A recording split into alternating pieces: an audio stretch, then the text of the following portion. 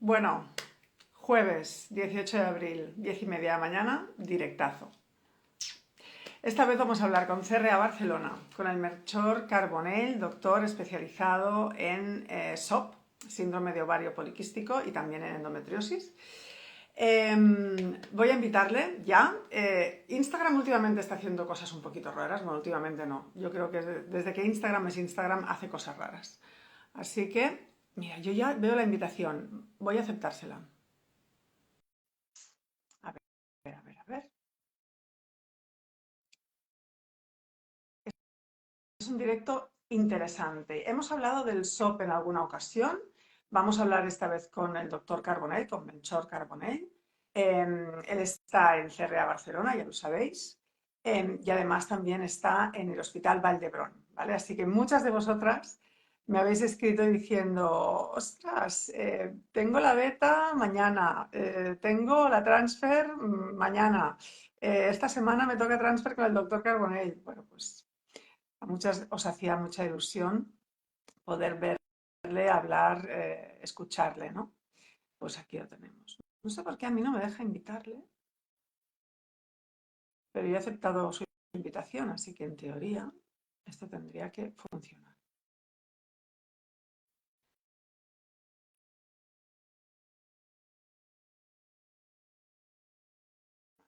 Instagram, ¿cómo estamos, chicos? De verdad. Hola, Dani. ¿Qué tal? ¿Me ves? Buenos días, ahora sí, por fin. Bueno, yo no te veo a ti, pero lo ¿No me damos por ves? bueno. No pasa nada. Esto a veces pasa.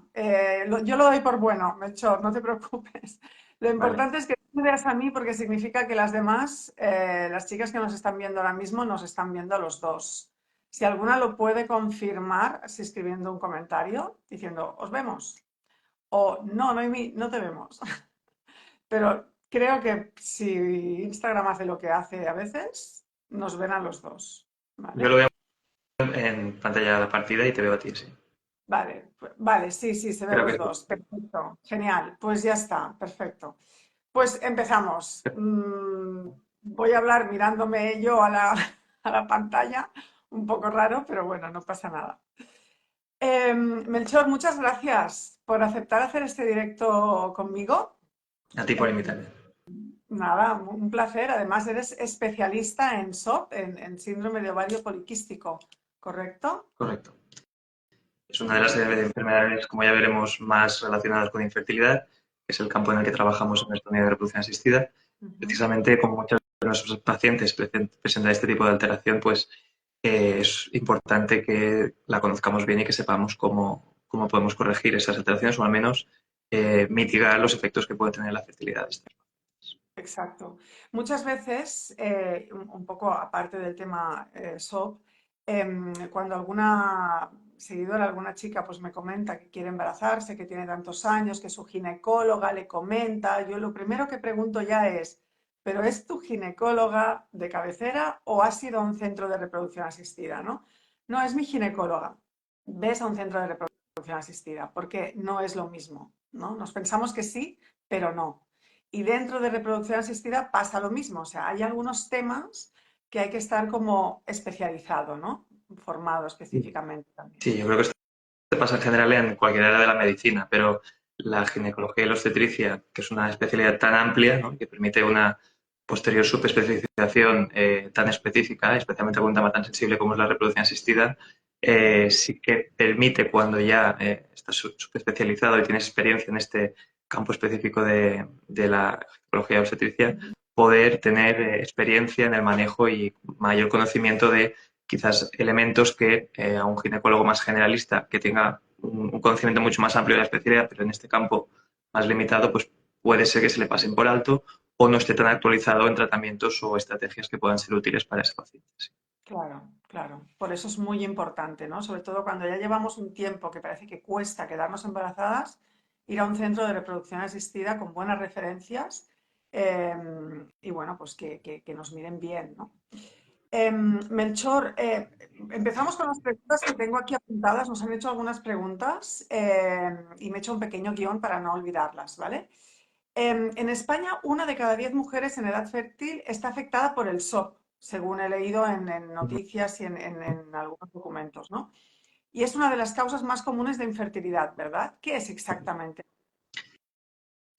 El síndrome de ovario poliquístico realmente es una entidad multifactorial que si tú te vas a la literatura científica veremos que incluso los propios especialistas en la enfermedad no se ponen de acuerdo realmente en cuál es la causa básica.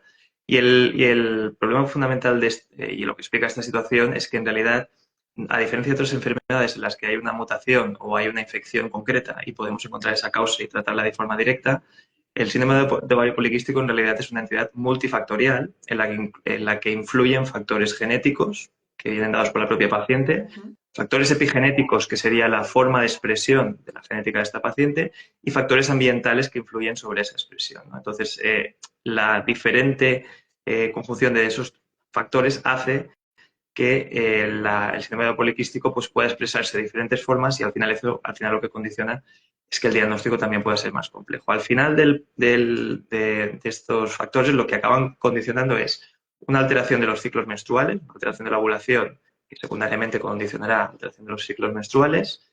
ujú, Eso también se asocia a la infertilidad, precisamente porque esa dificultad para ovular de forma regular claro. podría dificultarse con el hecho de conseguir la gestación Ujú, y una elevación de los niveles endógenos de hormonas masculinas, de ujú, los andrógenos que llamaríamos, ¿no? ujú, Y esos andrógenos serían los responsables de la aparición de la clínica que conocemos en relación al ovario poliquístico, como que sería el aumento del vello de perfil masculino, ujú, como sería la aparición de acné y como serían las afectaciones a nivel metabólico relacionadas con mayor riesgo de problemas con el azúcar, que podría desencadenar en diabetes, y trastornos cardiovasculares, que pueden dar problemas a la mujer tanto fuera de la búsqueda de embarazo como también durante el embarazo, ¿no? Y eso sería un poquito el conjunto de síntomas y signos que nos orientan al diagnóstico de ovario poliquístico. Y aquí se une un elemento diagnóstico que está en los criterios diagnósticos, pero que las mismas guías ya nos dicen que se abusa de él como criterio diagnóstico, que es el criterio ecográfico. ¿De acuerdo? La valoración ecográfica del ovario poliquístico nos da que sea muy habitual que pacientes nos vengan a la consulta diciendo, no, es que yo tengo ovario poliquístico, o a mí mi doctor me ha dicho que yo tengo un ovario poliquístico, y ciertamente el ovario puede tener un perfil poliquístico, pero si no se asocia al resto de las manifestaciones del síndrome, no podemos decir que esa paciente tenga realmente un síndrome de ovario poliquístico, ¿no? Entonces, eso hace que el diagnóstico a veces pueda, en ocasiones, no ser todo lo rápido, todo lo eficiente que debería ser. ujú, ujú. Y podemos decir que a lo mejor si tenemos varias de estos síntomas externos, ¿no? A lo mejor el vello, el acné, problemas de diabetes, a lo mejor, pero no vemos la parte de la ecografía. En ese sentido, no vemos como varios estos Folículos en el ovario. los folículos, digamos, que se ven en la ecografía. Eh, ¿Podemos decir que tenemos el SOP igualmente? ¿La Sí, de ecografía hecho, es una de las cosas tiene que estar o puede no estar? es incluso más importante que eso. El síndrome poliquístico en los criterios clásicos solo requeriría dos de los tres criterios diagnósticos: alteración de los ciclos, alteración ovulatoria, elevación de las hormonas masculinas o expresión de esa clínica de elevaciones masculinas y o alteración ecográfica. Pero es que incluso en pacientes especialmente jóvenes, sobre todo en pacientes adolescentes, el criterio ecográfico incluso no debería tenerse en cuenta, porque en esos casos puede generar un sobrediagnóstico. ¿De acuerdo? Entonces, podríamos decir que los criterios clínicos, la alteración de ciclos menstruales ovulatorios y las alteraciones secundarias al aumento de hormonas masculinas, sean incluso más importantes para llegar al diagnóstico que simplemente el perfil ecográfico. Por lo tanto, sí, podría haber un síndrome de poliquístico perfectamente sin que se diera el criterio ecográfico. Perfecto, genial. Porque esto me podía haber pasado a mí, porque yo tenía, por ejemplo, tenía como más vello, mucho acné, que nunca en la vida había tenido tanto y no tenía, en la ecografía no se me veían muchos folículos, ¿no? Y bueno, después había también, ¿puede estar relacionado con el hipotiroidismo subclínico o algo así o no? Este es un apunte importante. Otro de los problemas que tenemos en el diagnóstico del ovario poliquístico es que, dado que es una entidad tan prevalente, eh, puede ocurrir que estemos confundiendo el ovario poliquístico, el síndrome de ovario poliquístico, con en realidad otro tipo de entidades que se Ujú, pueden manifestar de forma similar. ¿De ujú, acuerdo? Es decir, otras entidades que pueden producir alteraciones de la ovulación y que pueden producir elevación de los andrógenos Entre ellas, alteraciones del tiroides, el hipotiroidismo sabemos que puede producir esas alteraciones, elevaciones de la prolactina también, hay alteraciones a nivel suprarrenal o síndromes que incluso congénitos genéticos de tipo suprarrenal que se pueden manifestar con un perfil similar al síndrome de ovario poliquístico, pero que el tratamiento es completamente diferente, ¿de acuerdo? Entonces, entre los procesos que requerimos hacer en el diagnóstico de ovario poliquístico incluye descartar otras entidades endocrinas y genéticas que puedan también manifestarse como ovario poliquístico y en cambio pueden tener un tratamiento diferente. Y entre ellas está, por ejemplo, el tema del tiroides, claro. Vale, vale, vale, vale. Sí, sí, es que son muchísimas cosas las que hay que observar y tener en consideración. Vale, vale. ¿Cómo puede afectar el SOP a la hora de tener un hijo? ¿En qué puede afectar? El efecto del SOPE es a varios niveles. El nivel fundamental y el que nos encontramos que más habitualmente es el que nos está causando problemas para conseguir embarazo, sobre todo en chicas jóvenes, y que por suerte es el más fácil de corregir, es la alteración en los ciclos menstruales, en las ovulaciones. Entonces, el SOP, por la manera como actúa sobre el ovario, por la manera como tiene de alterar el funcionamiento ovárico, va a producir que la paciente tenga varios ciclos anovulatorios, es decir, que en ese ciclo no se produzca un óvulo que sea capaz de ser fecundado en caso de tener relaciones. ¿De acuerdo? Entonces, esto ya es un factor de riesgo para dificultar el conseguir embarazo, porque si ya con una ovulación mensual, incluso hay parejas que pueden tardar hasta un año relaciones espontáneas para conseguir embarazo, si además añadimos que haya ciclos que no haya ovulación, pues eso va a ser más complicado. Claro. Pero también puede afectar a otros niveles, es decir, el efecto de las hormonas masculinas a nivel periférico, a nivel corporal, pues en relación a esa alteración del metabolismo del azúcar pueden contribuir a incremento de peso y esas alteraciones metabólicas también pueden al final disminuir la posibilidad de la implantación del embrión e incluso aumentar el riesgo de aborto en casos en los que el perfil endocrino esté muy alterado. Y esos son también efectos que tendremos que controlar, incluso aunque estemos realizando un tratamiento de reproducción asistida. Ujú, ujú. Claro, porque el tema del peso sabemos que es muy importante, o sea, cuando hay sobrepeso importante, no unos kilos de más, sino sobrepeso Sí, importante, el tema del el peso, riesgo de... no obstante, es Dime, dime. importante destacar, y esto es algo que me encuentro mucho en las pacientes, que aunque es cierto que las guías insisten en que en una paciente que se diagnostica un ovario poliquístico, sobre todo de la forma clásica, ¿no?, en la que se asocia alteraciones endocrinas relacionadas con alteración de la tolerancia al azúcar, incluso con aumento de las grasas en sangre, del colesterol en sangre, es importante controlar el peso y, de hecho, la reducción de peso y la mejora de los hábitos de vida es algo que va a mejorar la capacidad de esos ovarios de conseguir ciclos ovulatorios. Esto es así, la evidencia lo demuestra. También es cierto que el ovario poliquístico puede darse y se da muchas veces en pacientes sin sobrepeso. ¿De acuerdo? Por tanto, sabemos que el sobrepeso es algo que aumenta el efecto negativo que puede tener ese ovario poliquístico sobre la paciente, Ujú. pero no es el único factor causante del ovario poliquístico en Claro, la paciente. Por tanto, no basta decirle a la paciente tienes que adelgazar y dejar de lado otros factores, porque con eso solo muchas veces no vamos a ser capaces de corregir al 100% el trastorno metabólico que tenga esa paciente. Y además el propio ovario poliquístico, si no se corrige y se trata adecuadamente, puede contribuir a que sea más difícil que esa paciente corrija su peso. Por lo tanto, son dos factores que se tienen que ir tratando de forma paralela. claro, digamos que es al contrario, o sea, el sobrepeso puede ser una consecuencia del SOP, ¿no? No al revés, no es El el sobrepeso SOP puede ser produce una sobrepeso. consecuencia del SOP, pero también puede ser un potenciador del ovario poliquístico. Es decir, van de la mano. Es decir, el SOP Vale, puede contribuir a un sobrepeso y los malos hábitos de vida dietéticos y de ejercicio físico pueden contribuir a empeorar el SOP y que de forma relacionada aumente también ese sobrepeso de forma vale, vale. consecutiva. Porque el SOP al final es un problema hormonal, básicamente, ¿no? Sí, fundamentalmente. Es hormonal, vale, perfecto. Em, ¿Puede provocar infertilidad, o sea, que los óvulos sean de mala calidad, por ejemplo?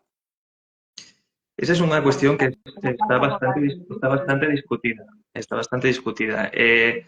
Está bastante discutida en el sentido de que la calidad de los óvulos es una calidad específicamente genética.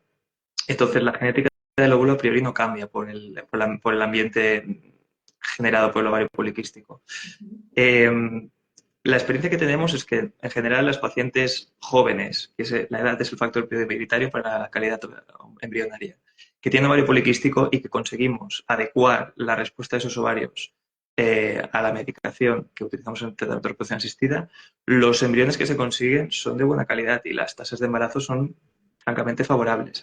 Por lo tanto, no hay una clara evidencia de que el ovario poliquístico empeore significativamente la calidad ovocitaria. Eso sí, lo que puede empeorar es el ambiente en el que vaya a producirse esa implantación, por el aumento del azúcar en sangre, por el lípido, etcétera, etcétera, ¿no? Y eso sí que puede afectar esa implantación, no tanto por la calidad de los. Entonces, quizás influye más en los abortos, ¿no? Y en los fallos de implantación. Indudablemente, sobre todo si hay sobrepeso, el riesgo de aborto y el riesgo de fallo de implantación va a verse significativamente aumentado.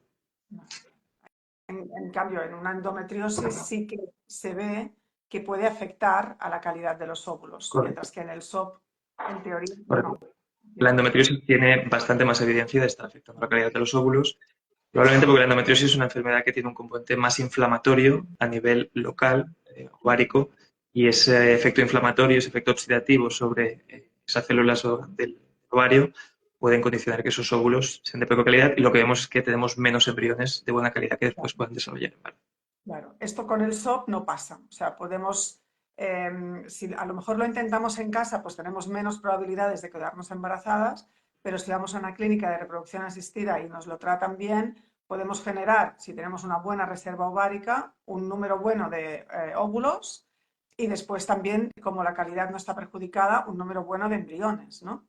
Correcto. E incluso muchas pacientes jóvenes en las que la alteración metabólica no sea muy severa, simplemente induciendo la ovulación, estas son medicaciones relativamente sencillas que se pueden tomar incluso a nivel oral, podemos conseguir tasas de embarazo en relaciones espontáneas relativamente buenas.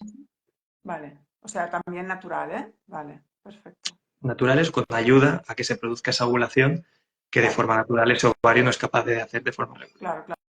Claro, pero sin necesidad de pasar por FIP o por inseminación artificial con esperma de... En muchas ocasiones puede no ser necesario una FIP. De hecho, actualmente yo diría que una de las principales indicaciones de la inseminación artificial, aparte de la que podríamos utilizar para mujeres solteras o pareja de mujeres, sería precisamente el ovario poliquístico, porque la inseminación artificial, con una pequeña ayuda hormonal, podemos conseguir inducir la ovulación y allí pues, podemos facilitar que se produzca este embarazo que de otra manera no se produce. Claro, y además tenemos reservados unos cuantos embriones, que también dices, pues mira, ya para otros Sí, futuros en el caso de pequeños. la fecundación in vitro sí, habría embriones en reserva para futuros usos. Perfecto. Genial. Una pregunta, ¿hay personas con más riesgo de padecer SOP? O sea, ¿hay alguna tipología o no? Esto pasa cuando pasa y ya está. Estamos hablando, como tú bien decías al principio del directo, de prácticamente un 10% de la población. Esto ya nos tiene que hacer pensar que no hay un perfil único de pacientes con ovario poliquístico. Es decir, podemos encontrarnos pacientes con ovario poliquístico con un bajo índice de masa corporal y que tengan muy poca expresión de andrógenos, pero sí que tengan esas alteraciones de ciclo menstrual y dificultad para conseguir embarazo. Podemos tener pacientes con un grado de obesidad importante en los que probablemente un buen control del peso mejore mucho esa clínica, incluso sea suficiente para conseguir gestaciones. Y entre esos dos perfiles tenemos un espectro muy amplio de pacientes, ¿no? Factores de riesgo que pueden aumentar la posibilidad de padecer un ovario poliquístico. Sabemos que hay cierto grado de asociación familiar, es decir, antecedentes familiares de ovario poliquístico sabemos que se asocian a mayor riesgo de padecerlo. Esto ha habido bastante discusión respecto a si se debe a factores genéticos específicos, es decir, algo que se hereda de tus padres, o si es algo también más relacionado con los hábitos de vida asociados a tu entorno familiar. Y finalmente hay ese factor epigenético, y eso es un elemento bastante curioso que en los últimos años se está cogiendo bastante fuerza, que es que si la madre gestante padece un ovario poliquístico y tiene niveles altos de hormonas masculinas durante el embarazo, ese bebé, si en ese caso es un bebé femenino, posteriormente cuando sea adulta y vaya a tener deseo reproductivo, esa exposición intraútero a las hormonas masculinas que la madre tenía circulantes puede favorecer el riesgo de que esos ovarios también padezcan posteriormente ese ovario poliquístico, ¿no? Y eso sería el efecto epigenético que hablábamos. Entonces, sabemos que hay cierta asociación familiar, el motivo específicamente no queda claro, pero sabemos que hay ese factor. Otros factores, como decíamos, son factores ambientales. La dieta y el ejercicio son importantes, no solo para el control de peso, sino también por el tipo de alimentos que estamos tomando. La flora intestinal, la microbiota, cada vez está cogiendo más importancia respecto a cómo se metaboliza ese alimento y cómo esos nutrientes afectan a nuestro organismo. Y finalmente hay tóxicos ambientales. Se ha relacionado las alteraciones de tipo ovario poliquístico con determinados tóxicos como el bisfenol A, por ejemplo, que se encuentra en determinados recipientes plásticos, ¿no? y otros pesticidas y otros elementos químicos de este tipo que actúan como disruptores endocrinos.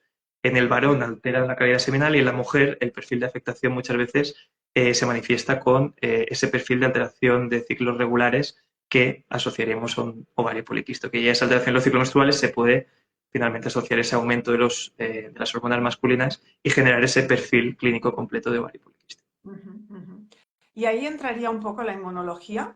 ¿Tendríamos que hacer algún tratamiento a nivel inmunológico en ese sentido o no?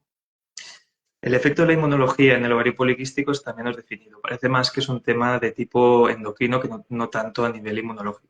Cierto es que las causas de infertilidad muy raramente son únicas y ese es un elemento también por el que es recomendable que la valoración de infertilidad no se haga única y exclusivamente con la idea de que tenga un ovario poliquístico, sino se haga de forma global, porque puede pasar perfectamente que una paciente tenga un síndrome de ovario poliquístico y paralelamente tenga una afectación de la pérdida de las trompas o se dé una situación de una alteración inmunológica o haya un factor masculino que tengamos que corregir y que hasta ese momento no se ha estudiado. Por lo tanto, ya te digo, la afectación inmunológica en relación al ovario poliquístico no está tan definida como esos factores genéticos y ambientales.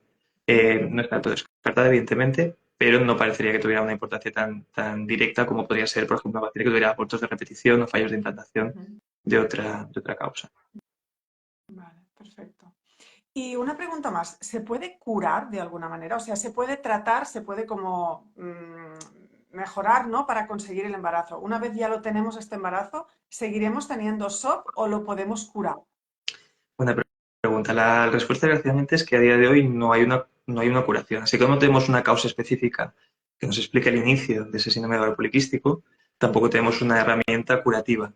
Por tanto, el ovario poliquístico, en el momento que se diagnostica, se considera una enfermedad de tipo crónico. O sea, para toda la vida de esa paciente y lo que tendremos que ir manejando en cada momento de sus etapas reproductivas será el problema que en ese momento ese síndrome de ovario poliquístico nos esté causando. Claro. En unas pacientes adolescentes, el problema principal va a ser el control de la clínica de las hormonas masculinas, el acné, el aumento de vello y la alteración de los ciclos menstruales.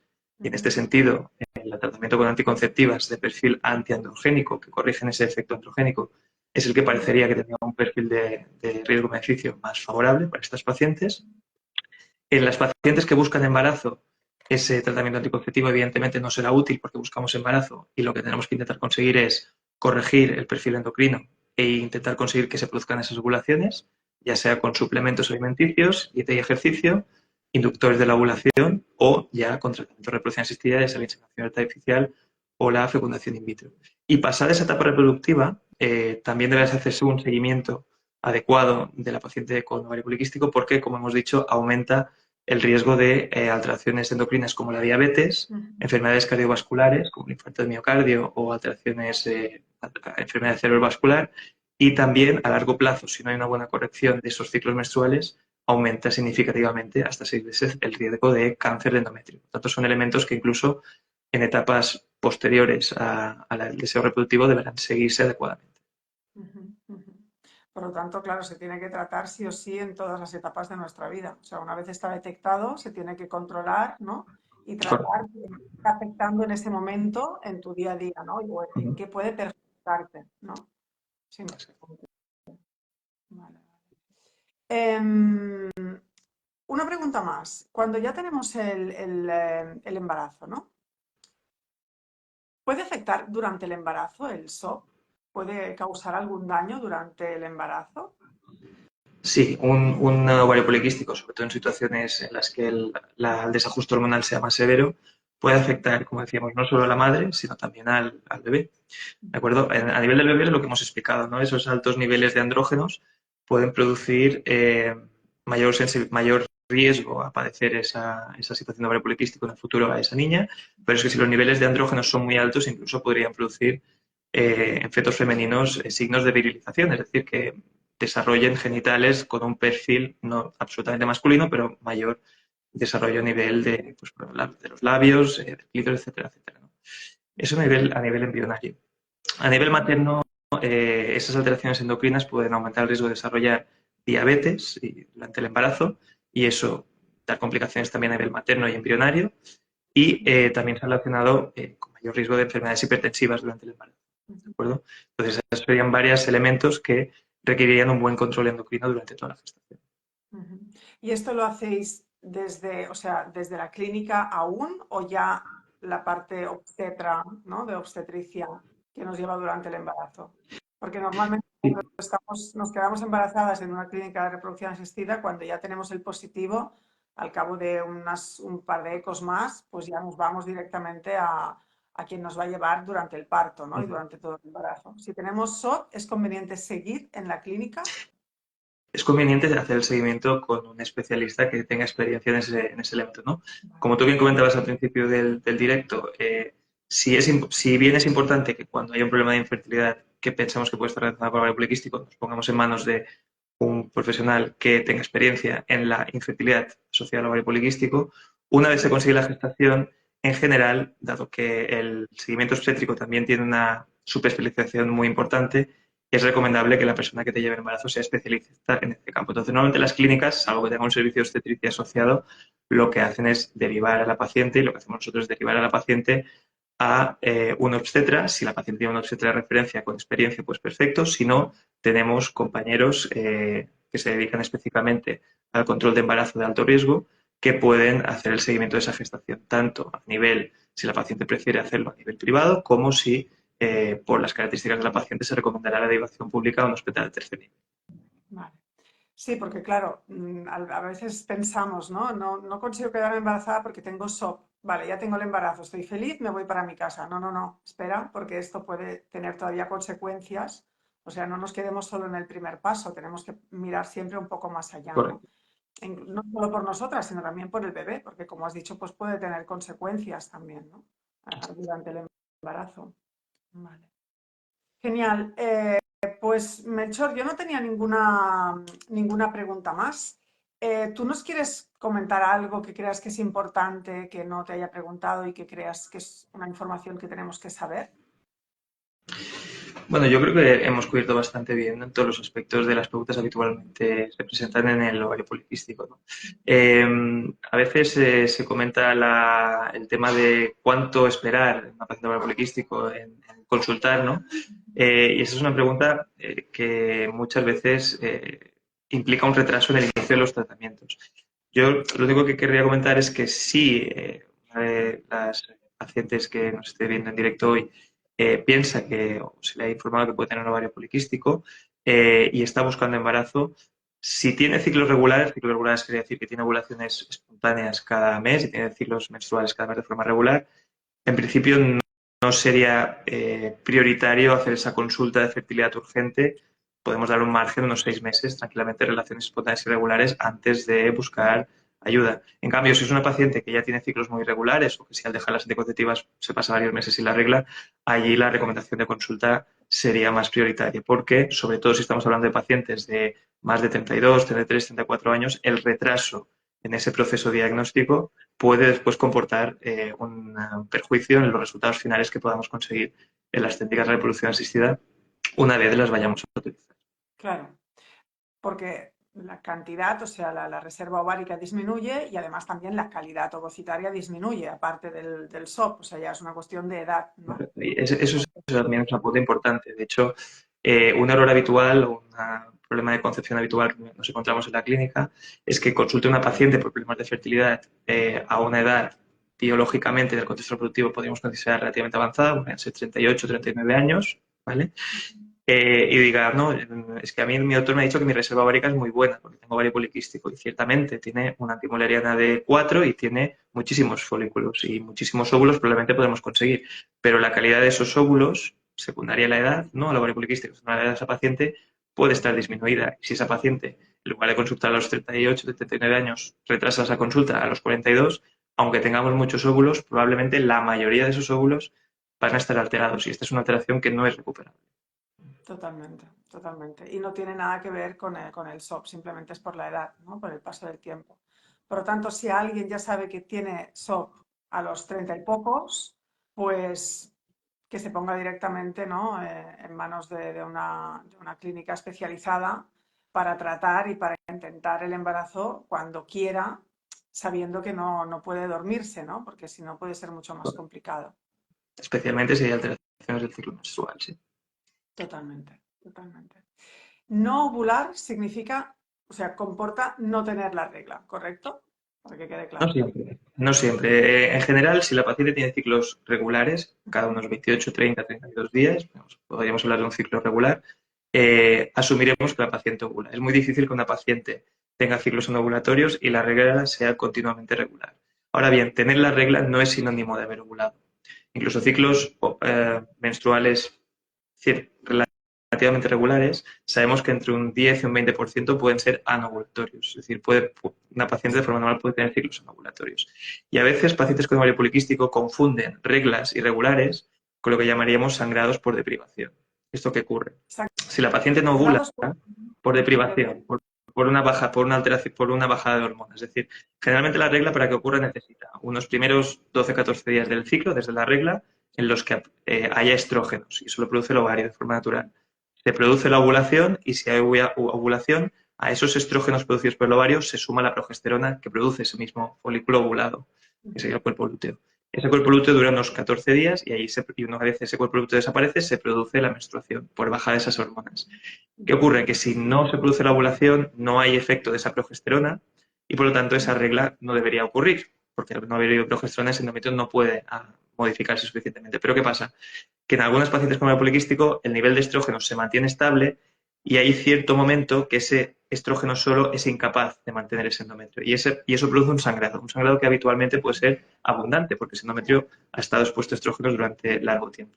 Ese sangrado realmente puede parecer una menstruación, pero no es una menstruación. Simplemente lo que ha ocurrido es que esos estrógenos que estaban manteniendo ese endometrio han caído y ese endometrio ha sangrado, pero no porque haya habido ovulación, ¿no? Y eso a veces puede confundirse con ciclos menstruales. Es importante ver, en ese caso, por ejemplo, por ecografía o con determinaciones de progesterona, si realmente se ha producido la ovulación en esa paciente para definir si esa paciente tiene ciclos ovulatorios o si, por el contra, son sangrados por deprivación que no tienen posibilidad de embarazo porque no ha habido óvulo en ese ciclo.